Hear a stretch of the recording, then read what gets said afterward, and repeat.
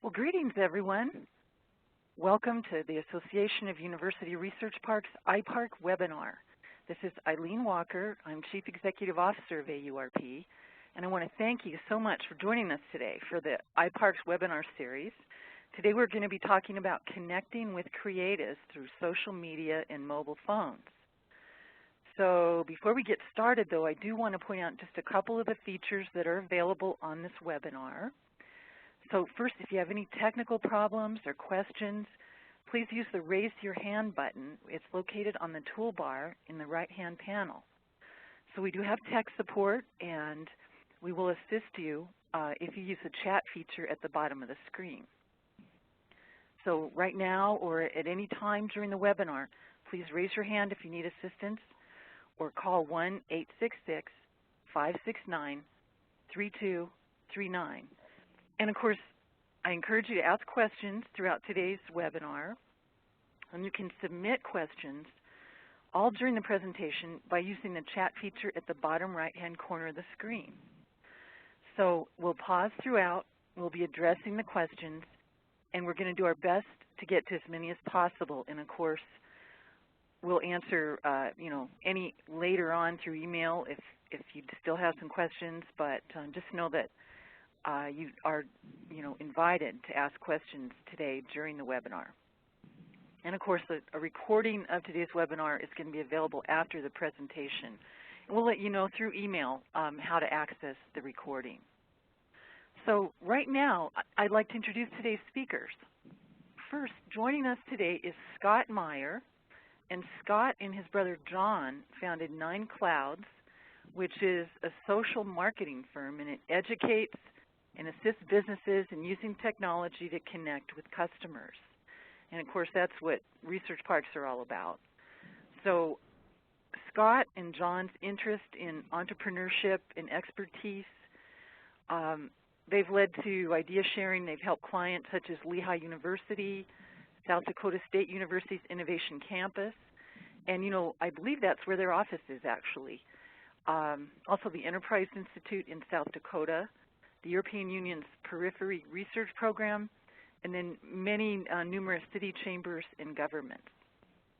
So also joining us today is Derek Johnson, and he's Chief Executive Officer of the text message marketing startup Tatango.com.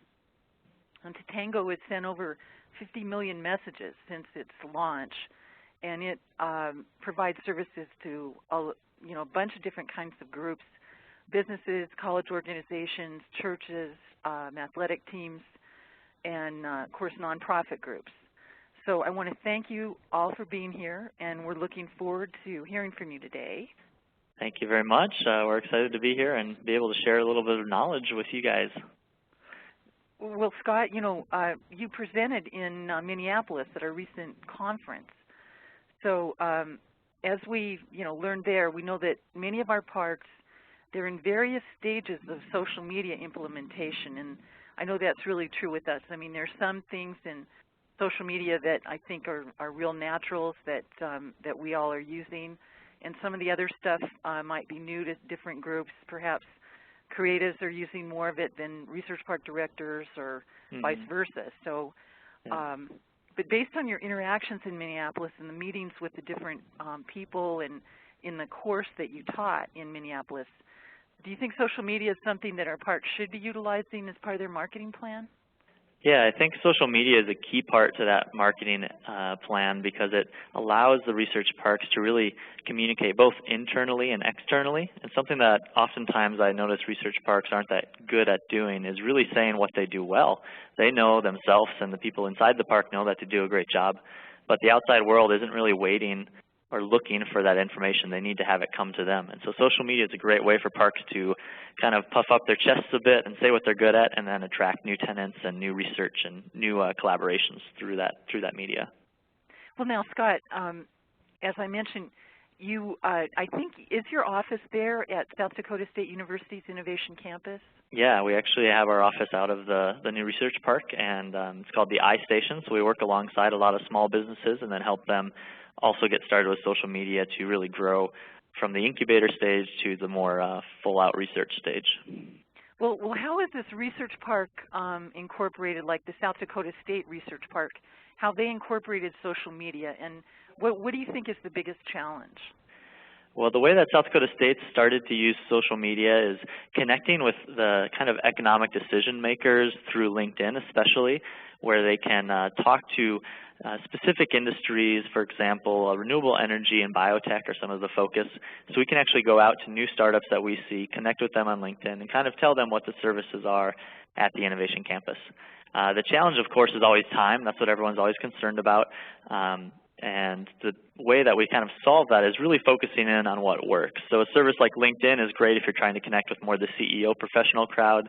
A service like Tatango that Derek uses is a really great way to share a lot of information quickly with a group or an organization. So knowing what you're trying to do and then creating an appropriate strategy helps you save time and kind of avoid just clicking around looking at LOL cats and things like that online. Well, I know there is some debate about the importance of social media, and what do you say to some of the skeptics? I know they're out there. Some of our research parks are probably real skeptical about it. So what are your thoughts on that? Yeah, I guess my response to that would just be to measure it, because the great thing about social media and everything online is that it's all quantifiable. And so you can really say, all right, I'm going to spend 15 minutes a day, and I'm going to see how many leads I generate from that 15 minutes and how many of those leads convert into actual tenants. And so being able to ask for the analytical data and knowing exactly where your time and money is going online can really prove people wrong, because they can see the numbers showing the benefit. And I would also say that most people are skeptical because they haven't explored or really experienced it, and we see a lot of fear, especially with older CEOs who haven't grown up with it. And so part of getting over that might just be learning a bit, and that's something that that we do at 9Clouds, is really executive education and just being aware, because you want to go into that conference room when you talk to businesses at least knowing the language, even if you're not using it yourself. Well, great. Well, thank you again for being here. And right now I'm going to go ahead and turn the presentation over to Scott Meyer and Derek Johnson for the webinar. So go for it. All right. Well, thank you very much. Derek and I are excited to be here, and we can say hi to Derek. He hasn't been able to say anything yet. Hey, guys. How are you doing? Well, it's great. Derek and I are both excited to tell you about what we call connecting with creatives, and that's basically, as a research park, finding those potential tenants, those collaborators through social media and mobile phones, which are tools that we like to use. But of course, we want to tell you a little bit about the context of why this social media stuff matters first. And the reason why we think it matters is that entrepreneurs today, the people you're trying to connect with, are a little bit different. People like Derek and I, we're not going out reading the newspaper, looking at ads on a billboard. Instead, we're getting news coming to us on our computer. So the news comes straight into our social feed, whether it's on Facebook or through email or through Twitter. And so for a research park to really get in front of the eyes of the entrepreneurs, you almost have to be allowing people to market for you through a media like social media. And of course, entrepreneurs are a little bit different, and Derek and I are a little bit different as well. I think he has a little bit cooler glasses than I do. But we had a chance to meet at a conference a few months ago, and Derek works in the mobile space. Maybe you can tell him a little bit about what you do, Derek. Yeah, so Tatango was originally developed for fraternities at university to allow the fraternity president to send a text message to all the mobile phones in the fraternity at the same time. That was about 3 years ago. Since then, we've expanded pretty much all across the United States to every single type of organization, business, and nonprofit. So we do everything from political text messaging campaigns to businesses, nonprofits, churches, restaurants, nightclubs. It's really diverse where we've taken the business. Yeah. And at 9Clouds, we do, like I mentioned, a lot of executive education, social media training, and strategy. And so one of the trends we see is really all the social media going mobile, which is why it's a great fit today to have both Derek and I ready to answer your questions. So to give a little context, we like to look at numbers, and they can be a little bit overwhelming, but they are pretty profound, looking at the fact that about 50% of Americans have social media profiles. And the so-called millennials, people born after 1980, 95% of them are on social networks. So if your research park is looking at attracting young entrepreneurs with new ideas. Really, social networks are the way to get them. There are fast-growing demographics on the older end, 55 to 65 female. And an important fact is that 56% of people check their social media every day. So this is a great way to get eyeballs on what you're doing, on what you offer, and to get your brand and the name of your research park known by the average user.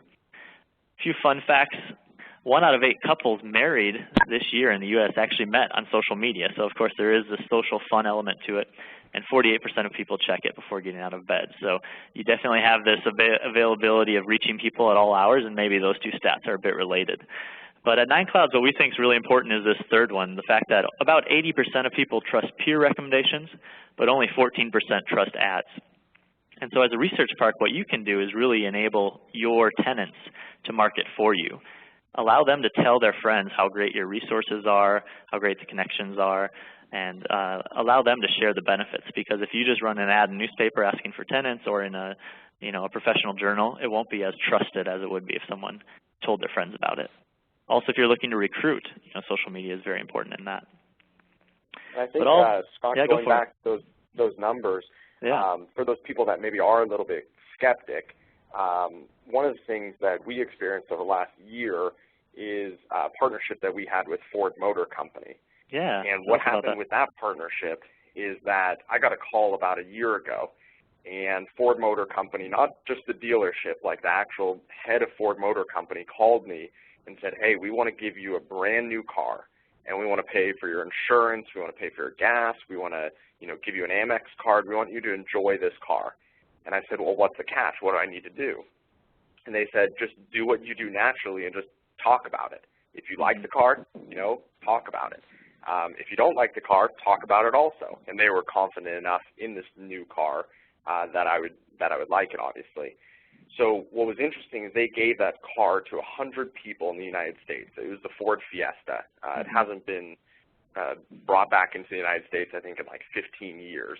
So not very many people, especially in my age category, knew what the Ford Fiesta was. So when they started the campaign, they only gave 100 cars to YouTube stars, Twitter people, people on Facebook, people like myself and you. And what happened after 6 months, and they spent no money on advertising, none at all, no Super Bowl ads. It was all just they gave 100 cars to all these social media people. In 6 months, brand recognition for the Ford Fiesta went from 3% to 33%. And that really comes down to, especially now that the car is almost oversold. Even I had to wait 3 months to get mine. Yeah. People trust the peer recommendations so much more than they do the advertisements. And you can see that, 80% of people trust peer recommendations, and Ford kind of understood that. So they said, well, instead of doing advertising, which is so less effective, why not let the people on these social media channels be our own advertisers, because people trust them. Yeah, and what makes it exciting now is instead of just trusting or telling, my 15, 20 friends that I see on a daily basis, I can now tell thousands of people through social media. So it's really a megaphone for that sort of word of mouth and peer recommendation, which is what Ford understood. Exactly. And it can swing, both ways. It can be negative and positive. And I think it's great for the people that have positive brands. And I think it's great for the consumers, for the companies that have negative brands, because it's letting the consumer be a more educated buyer. Yeah, and so as a research park, these numbers and kind of the story of the Fiesta really shows the opportunity there, is that if you're confident in your product, you can get out there and let people market it for you. The other flip side of the coin is if someone's saying something negative about you, you now have the opportunity to ask them why they think that about your company or your research park. So you really can engage those negative responses. And so a lot of people are always, afraid, what if someone says something bad about me? Well, we really say great, because now you can change them from someone who's saying bad things about you, unbeknownst to you, to someone that becomes an advocate. You can, rectify anything that was wrong. So that's a really big opportunity with social media. So when Nine Clouds talks to research parks about using social media, we always tell them a few steps to really succeed. The first one is you want to identify yourself as being an expert. You know, if you can give away great information and be the person that represents your research park online and be active, people will come to you with questions, with information, and when they're ready to pick a place to start their business or to move to, they'll definitely think of you and your research park as a place to go. So the sharing the resources part is important. This might not always be resources in your park. It could just be a website, could be telling them to talk to another research park that might better fit their needs. Being honest and open about where you could best help them will ensure that they trust you and that they talk positively about you to their friends. And so those all lead to success. So we have a few tools Derek can maybe walk us through. You might recognize or you might not know. Yeah, so there's obviously just a landscape of tools. I think right now what, especially, the parks need to focus on, especially with limited amount of time, is the ones with the most amount of users or the ones for, that give the most amount of return for your investment. Mm-hmm. So the things we're seeing right now, and you can obviously jump in, Scott, on some of these. Sure. Facebook, obviously, I think they're up to, 500 million people now? Yep. I think that's it, yeah, 500 million people. If they're a country, what were they, second in third largest, size? Yeah. Yeah, second largest country in size. It's just ridiculous how many people are on Facebook. And one of the interesting things about Facebook is it's not just the college demographic anymore, it's not just the high school demographic, it's everyone. Everyone from investors to entrepreneurs. What was interesting, about 3 years ago when I started Tatango, not one of our investors, and all investors in a private company have to have $1 million or more in assets, not one of them was on Facebook. Now every single one of them, in addition to all their families, their wives, their husbands, are all on Facebook. So, it's not just low income either, it's extremely high net worth, people also on Facebook. So you really can just, cast a very, very wide net on Facebook. That's a great place to share sort of media in terms of photos or videos of things going on at the park, research, groundbreaking. It really is very flexible, whereas a tool like LinkedIn, which we like a lot, is probably more suited to talking to those CEOs in a more private one-on-one fashion, and that's a great way to do that as well. Yep.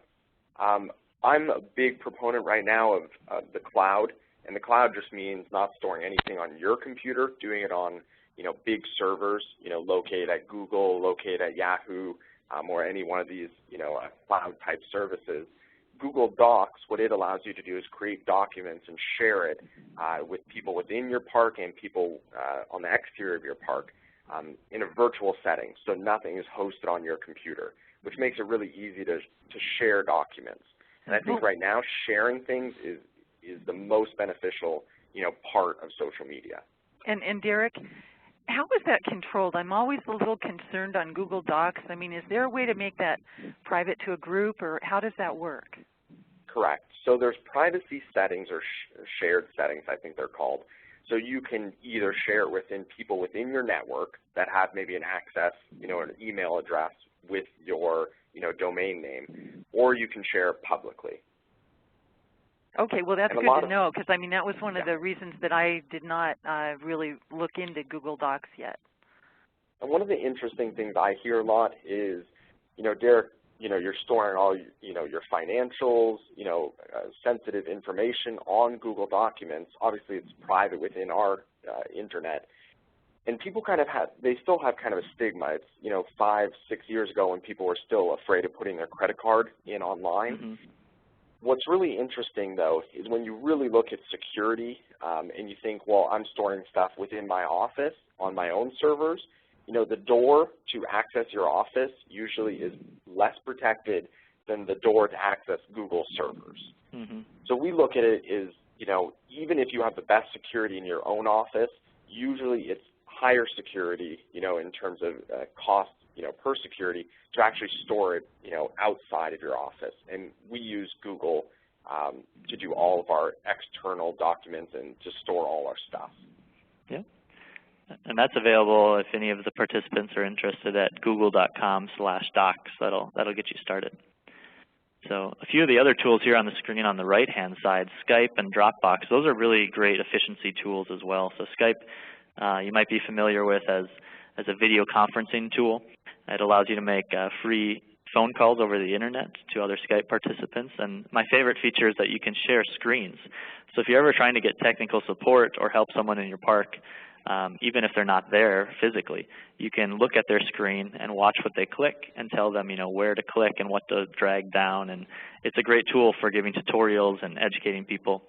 And Dropbox is just like what Derek talked about, is storing information in the cloud. It's essentially an external hard drive that is online. And so no matter where you are, you can go and download those video files, download those large PowerPoints and PDFs that are too big to email.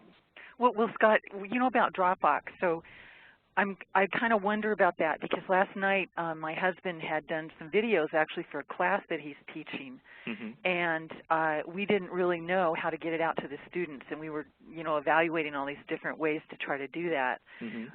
What is the speed of uploading and downloading from something like Dropbox? It's as fast as your internet is, essentially. So if I upload a large video file to Dropbox, it'll take less than a minute to get it up there.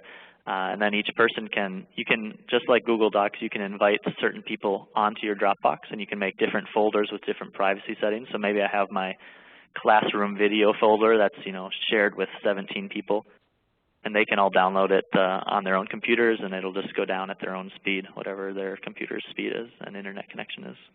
Oh, great. Well, that'll be really useful. Yeah, it's a great way. So then we have a few. Oh, go ahead. Yeah, I have another couple questions, and one is, I'm not really clear on, first of all, is this thing, it says Jungle or something?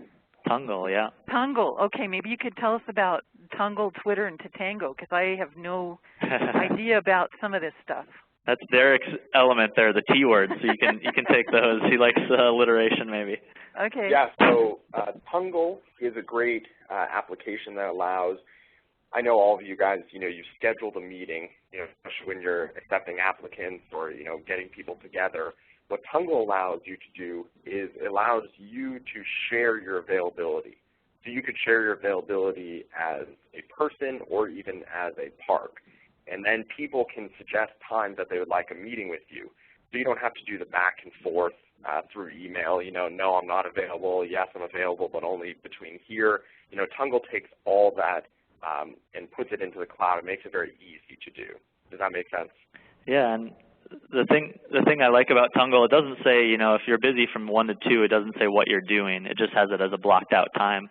So we've seen at our research park, it's a great tool for the conference room.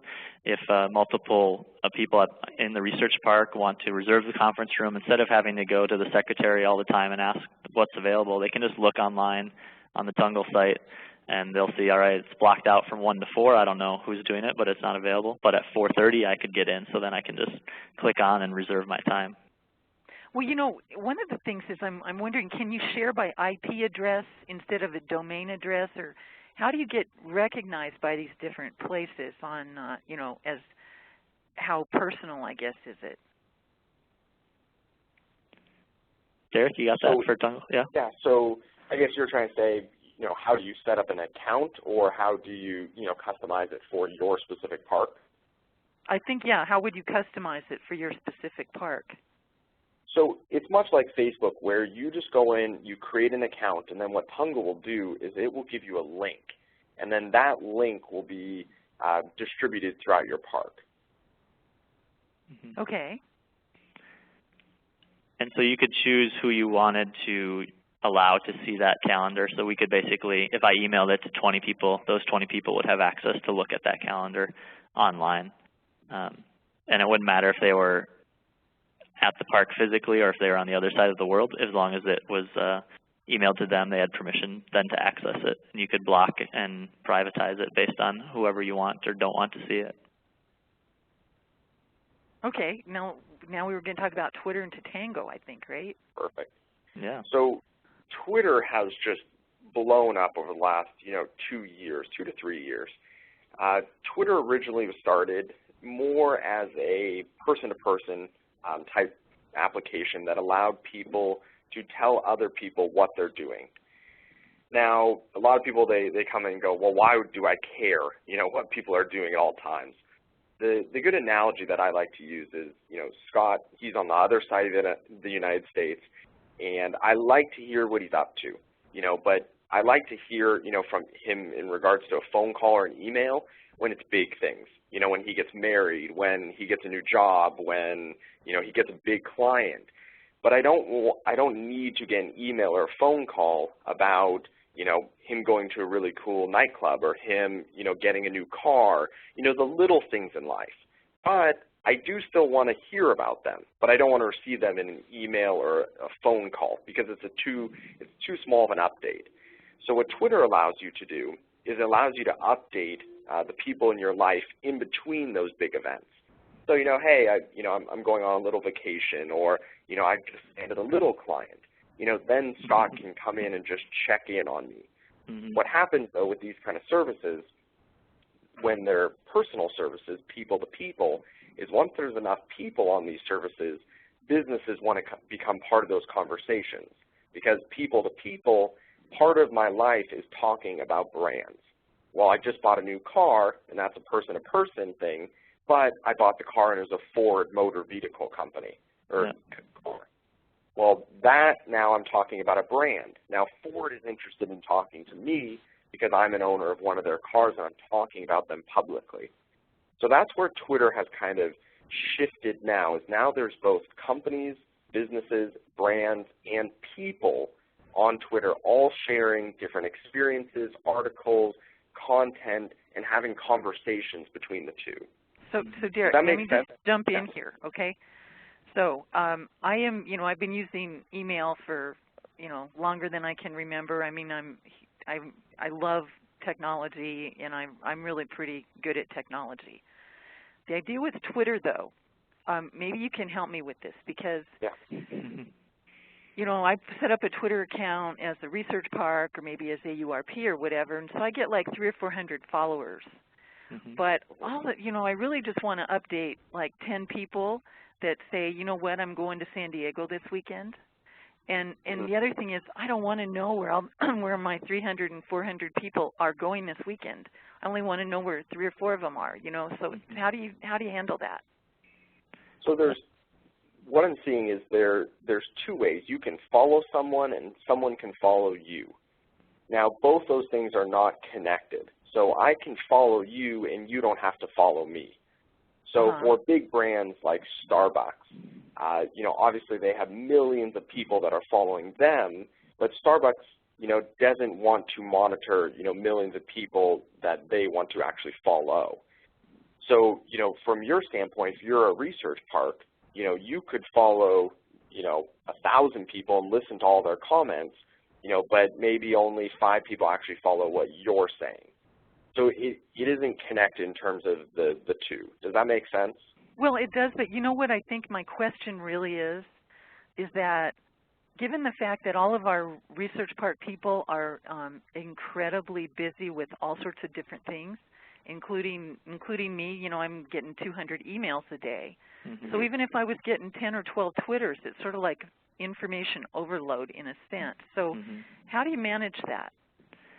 I think Yeah. I was just going to jump in. I think one of the best ways is just setting alerts. And so maybe as a research park like the Innovation Campus, we really only care if someone talks about us or maybe about our industry, biotech. And so I could set an alert. So anytime someone on Twitter is talking about a topic that I'm really passionate about, I'll get a message, and I can read just that specific message.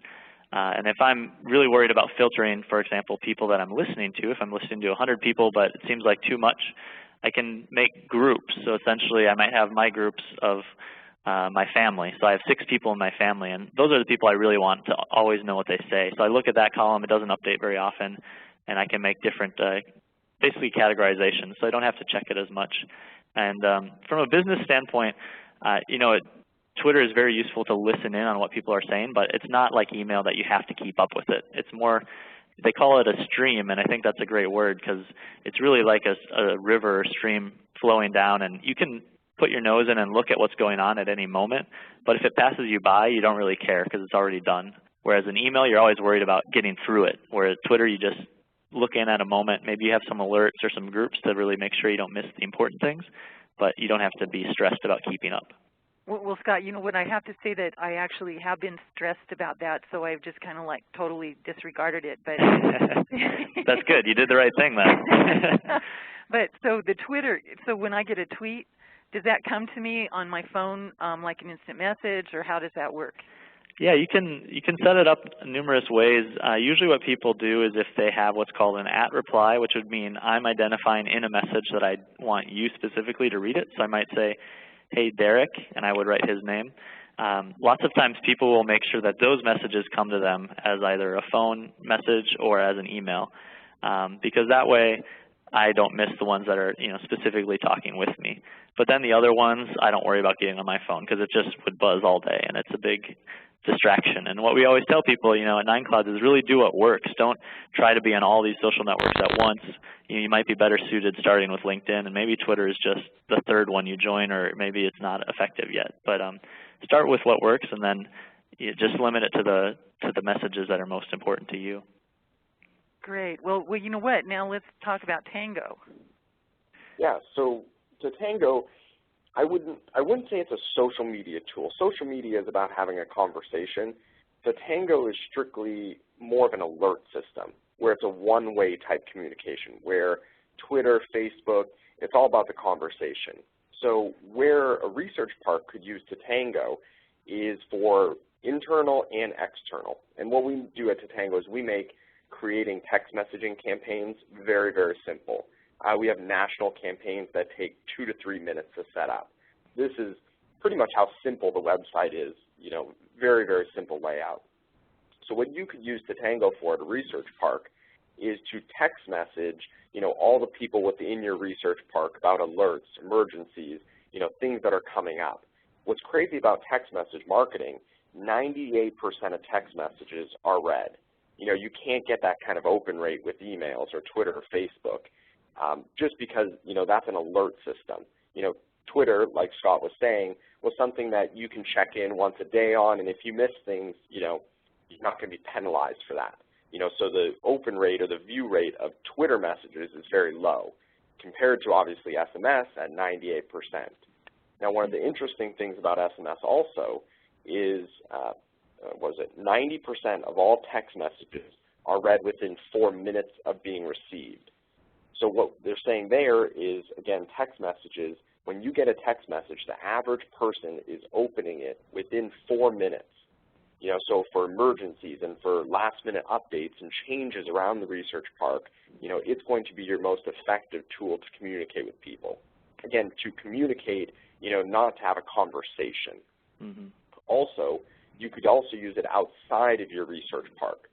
So we have a research park in our town in Washington, and what they could use it for is that I could subscribe to their list, their subscription list, and then during the week or during the month, if they have events, speakers, things going on within the campus that they may want to alert me of, they could send me a text message an hour before the event, and they would know that I would receive that message, within 5 minutes, so I'd have enough time to, react to that message.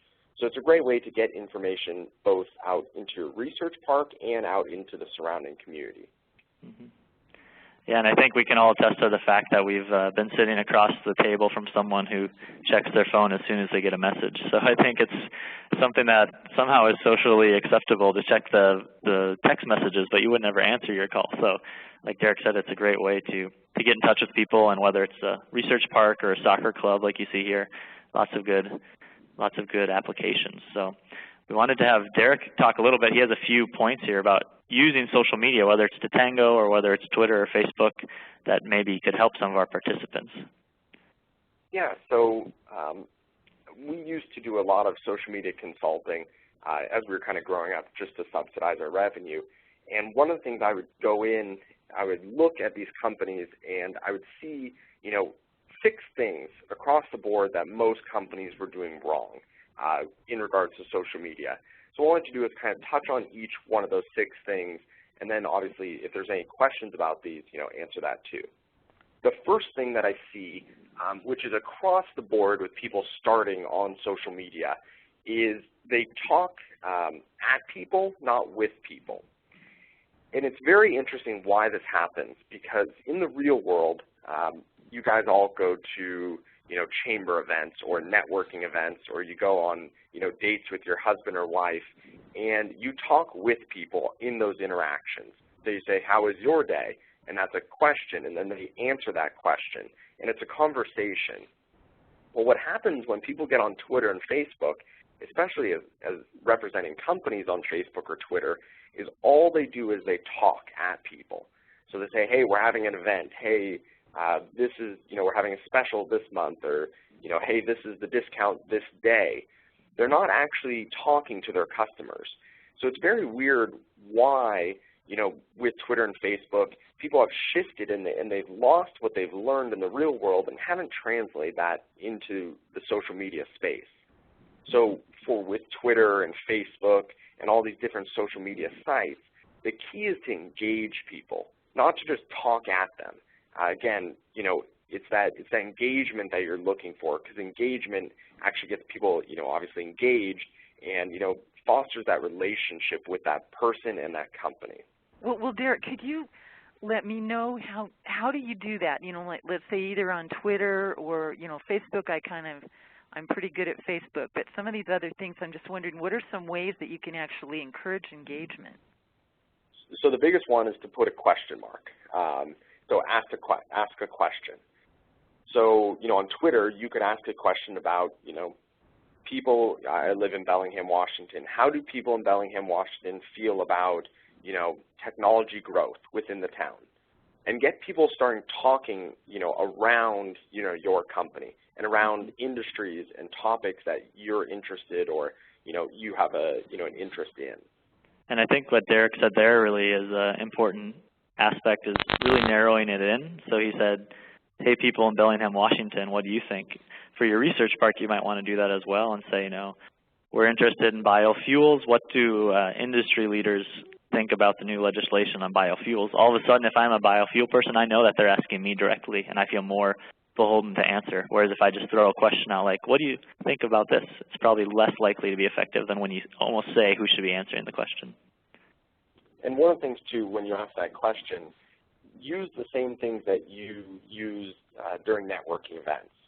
So if your, tip or trick is, to ask about their family first or talk about a personal issue and then move into business, translate that onto Facebook and Twitter. Start conversations, go, hey, is anybody, even if you're a research park, hey, is anybody doing anything fun with their family this weekend? Mm-hmm. Because people love talking about their family first, then you can transition it into business. Mm-hmm. So don't, lose what you've learned and the tips and tricks you picked up, in regards to networking in the real world. Don't lose those just because you moved on to social media. Yeah, so social etiquette is still important. Exactly correct. And, you look at a lot of businesses right now, all they're doing on Twitter and Facebook is just pushing messages out. And even when somebody responds to one of those messages or says something about the company, they don't even respond. And I find that very frustrating.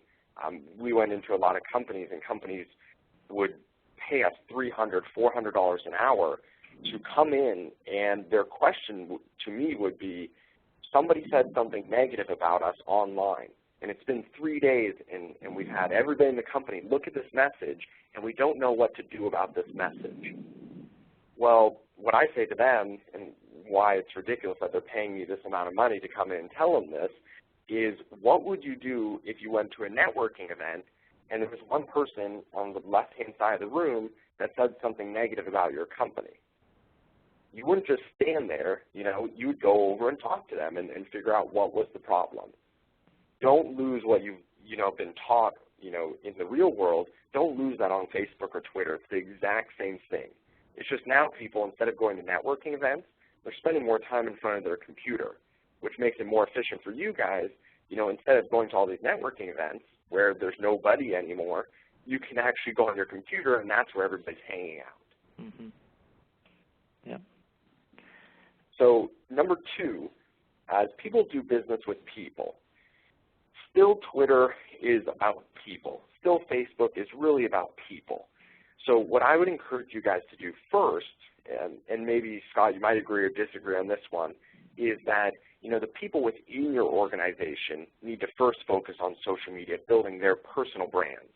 I'd much rather talk to someone like the CEO of a company rather than just the company itself. It's good to put a person behind the brand. So what I would encourage you guys to do is make sure all your staff has Facebook and Twitter accounts, and then also the people within your research parks, the people that are hopefully using your research parks, have Twitter and Facebook accounts, and they're talking about, the benefits of, being at a research park, how they like being here, how late they work last night. Connecting on a personal level is much more effective than, on a business-to-person level. Yeah, and I think that's very true and leads really well into the third slide here, which is you really have to make a commitment not just to, hire a college kid to kind of send messages out once in a while, but it has to be sort of a mindset shift that, we're going to focus on getting our message out there and sharing it, and also communicating better with our tenants. We'll have like a potluck at our research park once in a while, and they'll send out a message to everyone, and if we can discuss it amongst ourselves, what dish are you bringing, where are you going, it really becomes kind of like a town hall or like the water cooler for a huge number of people. And so making a commitment personally, like Derek said, and also as a business, to not just do it once in a while, but have some consistency and commitment, really leads to the payoffs and benefits for research parks and individuals. And a real-world example for this, because I like bringing the real-world examples because you guys have done this before and maybe social media is new to you, is if you move to a brand new town, and let's say you're a business person, networking is new networking is exactly like getting on social media and being new to social media, Twitter and Facebook and all, writing a blog.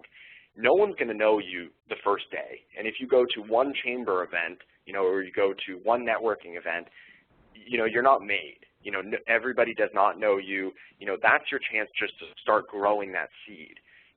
As you guys know, in a small community or even a large community, it takes years of fostering relationships, having conversations, following up with people to build a relationship and to build a personal brand or even, a professional brand. So on these social networks, I see a lot of people, they jump on Twitter and they go, well, I spent 4 days there and really didn't see any results. Well, if you move to a brand new town tomorrow and you spent 4 days networking with people, really would you see results there also? I doubt it. So really with this whole social media aspect, you have to put a lot of time and effort into it. It's not an advertisement. A lot of people think social media like Twitter and Facebook is like a billboard where you put it up on your interstate and people just start calling your phone number. It's not that easy because advertising costs money. Twitter is free and Facebook is free to use. And because it's free, you are the one that has to put some time and effort to get stuff out of the time and effort that you put in. Mm-hmm. Yeah. So, number 4, there you go. Is before you start, what are you measuring? A lot of businesses, entrepreneurs, and even professionals, they used to come to us and they would say, I want a Facebook and a Twitter and a YouTube account and a blog and a website. And I'd say, well, why do you want these things? Well, Oprah has all these things, or, the research park across the street has all these things. And we would do it for them. We wouldn't argue because they're the clients. So we'd say, okay, we'll give you all this stuff. And what would happen 9 times out of 10 is after 3, 4, 5 months, they would come back to us and go, none of this stuff is really working. And we would say, well, what does that mean exactly? And they would go, well, we were expecting more phone calls to come in, through our 1-800 phone number. And we looked at them and went, well, if you would have told us that beforehand, we would have known that Facebook and Twitter really wasn't, the right route. Maybe a blog was better for that. So I think for you guys need to first figure out, don't even think about social networking. Think about what are your goals. Do you want more people, to come to your events? Do you want more tenants? And then you go to companies like 9 Clouds and you give them those goals and those objectives. Say, what tools in the social media space can we use to reach those objectives?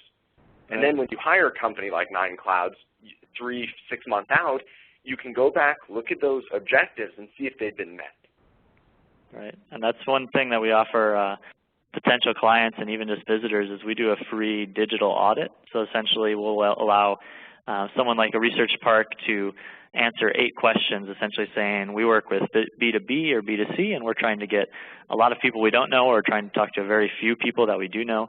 And based on those answers, we can kind of tell you, what tool probably is the best one for you. And so I'll send that out to Chelsea and Eileen, and they can send that out in the follow-up email if someone wants to, get the digital audit to see what tool might best fit their goals. Number 5 is it's not about number of followers. I think, late 1990s it was all about, how many people did you have following you on MySpace? If you were a company, a nightclub, a restaurant, research park, it'd be, how's your MySpace, campaign going? Well, we have 1 million followers. And people would, it's all about the numbers. Right now, people they've become more smart about social media, and they say, it's not about the numbers, it's about how many people actually care about what I'm saying, or how many people are within, proximity to my business that could actually purchase something. So from Tatango's standpoint, we only service U.S.-based companies, nonprofits, and businesses. So if somebody in China wants to talk to us, the value of someone in China compared to somebody in the United States that can purchase our product, is very different. So from your perspective, I would rather have 100 people that are very, very interested in what I do than 1 million people that really don't care what I'm doing. Mm-hmm. And it seems very, easy to understand, but a lot of people, again, they jump on these social networking sites and they go, I want 1 million followers, because when I have 1 million followers, that's going to be 1 million people. Well, again, that's 1 million people, yes, but how many people are actually going to click on your links or come to your events? So, really hone in on the people that you want to talk to, that add value to your company or business. So, one of the things that could be effective with research parks is to actually spend some time and develop those followers that may be in commercial real estate, could be, all the local commercial brokers or the national site selection consultants and people like that, developing strong relationships with, but also using social networking to keep them updated on what's going on at the park. And then they would also be, very happy to receive that information because it keeps them one step ahead of their competition. Exactly. And again, holding those conversations with them, not just keeping them updated, but letting the real estate agents keep you updated. So maybe there's something, maybe there's just a, 20,000 square foot, office space, which does not have anything to do with what you guys are doing, that's available in your town. That's something that you could retweet out to your followers and help the real estate agent. Just like you would do in a networking event, the real estate agent would come up to you and say, hey, if you know of anybody that needs extra space, or more space than you guys offer, feel free to pass on my information. Again, it's that, scratching other people's back, in the real world works really well, and it's very beneficial to the whole economic community. The same thing happens on social networks. And number 6, this is really weird. For some reason, people, again, in the real world can copy all day long. You see one hit show, and then you see 100 other hit shows that are almost identical to the hit show that was originally produced. Then you see an ad for a car, and then, it's really popular. Then you see BMW, Mercedes, everybody else start copying that ad. The same thing can be done with social media and social networks. If you love what a research park is doing in Washington State, and you think, wow, they're just doing a great job, I'm always interested, and I don't even live in that area, but I'm interested, I engage myself all the time, figure out what they're doing. And then what you can do is you don't have to actually copy the information, but you can copy the concepts and how many times they're posting and what they're posting, the media. Maybe they're posting videos all day long, and you think, wow, I'm really interested in what they're saying, and you do a little analysis, and you figure out it's all video. So from your standpoint, you need to start doing video. And trust me, there's people out there, that are doing an amazing job on social media, channels. You can find those people that maybe have, relative space to what you guys are doing, and then, use a lot of their resources and what they've learned, and translate that into your business. Mm-hmm. Yeah, there's a lot to learn out there, and that's one of the reasons why at 9Clouds we've created a product to really help. It's called Yellow Sandbox.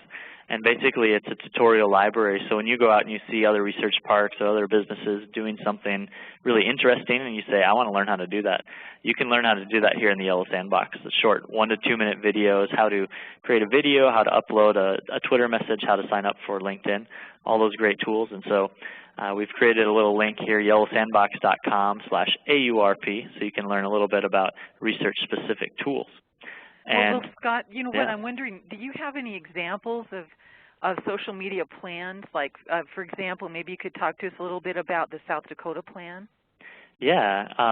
Well, first, Innovation Campus at South Dakota State University, the plan there is really to get the word out to the community that it exists, because it's less than a year old, essentially.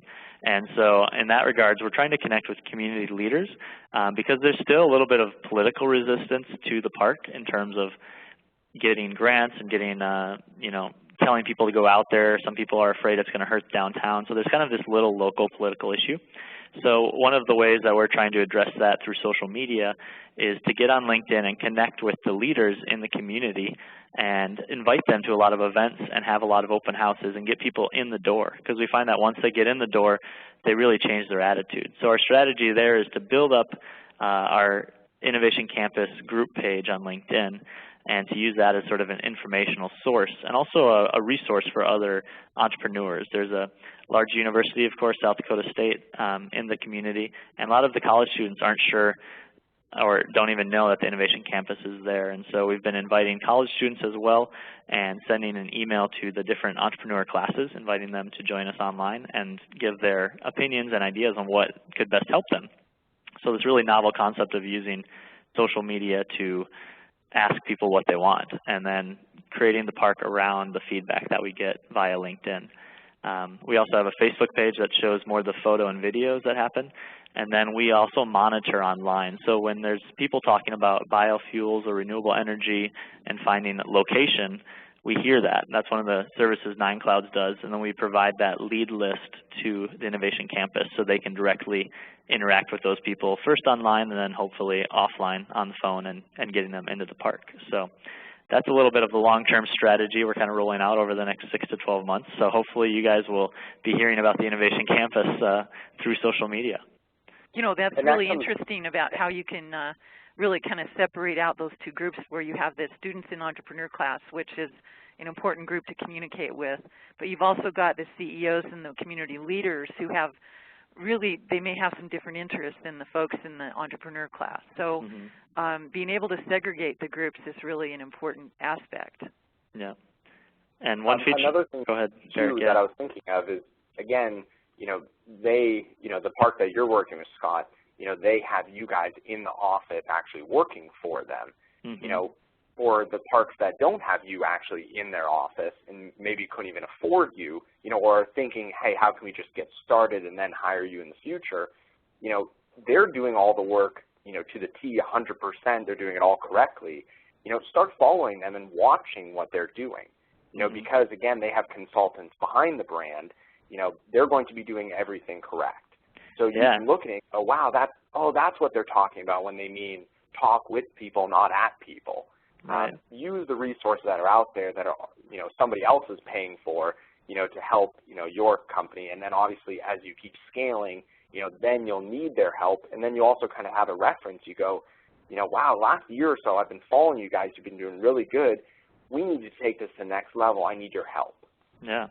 And that's our hope with the Yellow Sandbox, is to be able to offer a low investment to get people started with some strategy and ideas, and then as you graduate up and see the benefit of it, you might have more of a need for 9Cloud services. So we really encourage you, like Derek said, to watch and listen, and then when you know what you want, come talk to us and we're ready to help. And that's really kind of leads into our last point, which is that people often ask about ROI, and they talk about return on investment. And we've seen a really great investment when people know who they're trying to talk to and then take the efforts to only use the channels that work for those people. That's where like a digital audit that we offer would be really useful. But we also see ROI in terms of risk of ignoring. Basically, there's a lot of people out there talking about your research park, about your industry, about your companies, and if you just stick your head in the sand, they're not going to stop talking about you. They're just going to keep talking about you, but you won't know about it. And we often use the example of if you have a local retail store selling T-shirts or something on Main Street, if someone walks into your store, you're not going to just let them wander around looking at T-shirts. You're going to say, how are you doing today? What are you interested in? How are your kids? And then you might say, we have this shirt on clearance, or I noticed that you are a size, a medium, and we have a shirt that would fit you perfectly. And that's really what you can do online is listen to what people are saying, and then when it's appropriate, you can engage. So you're not just trying to speak to everyone. You speak targeted at the people that matter. Well, Derek and Scott, we've been making the point today that of talking with and not at folks, and so we do have some questions that have come in. So maybe we could move to our question time. And please, if anybody does have any other questions, please let me know. Just use that little box there on the right-hand side. But one of the things that I think is really a question, and that is that a lot of times at research parks they're going to have students or interns who are really web savvy. Those might be the people who are going to be handling that social media, space for the park. And there's some rules as to actually what should be said, and people may not be aware of that. Do you have any suggestions on how to make that? You want it to be timely, but yet you also want to have some control over it. Lots of times with corporations that have strict regulations, one way they get around it is having sort of pre-approved messages, or you come up with 10 or 20 scenarios of this might be what comes up, and here's what we could say. If it's super strict like that, where you have to have word-for-word approval, that's one way to get around it. But otherwise, it's really, I think, to have the person working with you understand the ethos of the building and of the research park. If they understand sort of the mission and the goal, they'll respond within that mission and goal. And you might have to, be there with them at the beginning, give them a few pointers as you move forward. But a really great example is Zappos, which released a book recently about corporate culture. And, they say they encourage their employees to use social media on behalf of the company because they feel strongly enough that they believe in the company and will respond appropriately. And that might be one way is making sure that everyone's on board, is basically getting down your research park's mission and goals. What do you kind of think on that, Derek? From my perspective, right now we are in a culture of oversharing. Everything is shared with everybody. And I think, to fight that, you're just going to be pushing, a ball up the hill every single day. What we do at our company is we turn that around. We said, look, everything is going to be shared. What we're going to do is we're going to, instead of fight it, we're just going to kind of maintain it.